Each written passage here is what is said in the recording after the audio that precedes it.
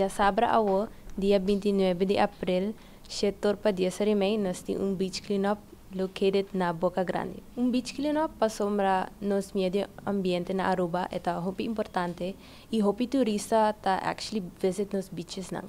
Beach Boca Grande, hopi turista não tá actually visite, pero mita é importante pa mas que ku essa aqui nota beach ku turista tá visita, nós still tinko hacia limpi. A mim tá membro de todos Parlamento Juvenil e Leerlingenraad Colegio Nigel Matthew e ma pensa, hey, why not collab nandos ko outro? Já sabra awo nós tá topa setor na anchor kara pariba e se bonolo po make it setor, bolo po bin despes na Boca Grande tambe e nós lo topabo. Ribe poster bopo wake sa kiriba Instagram di Leerlingenraad plus Parlamento Juvenil bopor waku mi aduna padi safety instructions manera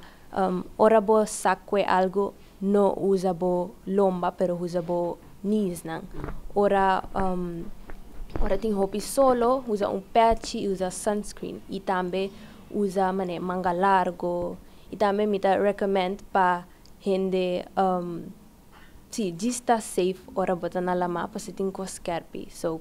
kwe e no gis kwe pa sombra tin shush pero kwe wak bung tambe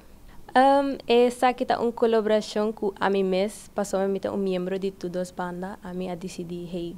bang collab pero si anyone de any other organization lo que hace colaboração mita quere organização com mesmo goals lo ta aceptar tipo de gente, tipo de evento na com Open Arms. Ecotech, dus na minha acerca Ecotech e nanga dus com Open Arms nang abisa si, nós lo pigi boso sushi por nada. Nós saco essa kita algo hopi costoso, dus fule processo pa pigi sushi awo kudam pasera, pero nós que bisa danki na Ecotech pa pigi sushi aqui pa nós. A mim tá Franz tá invita Turbiano e anyone else tá meribe isla aqui pa bing já sabra awo 29 de abril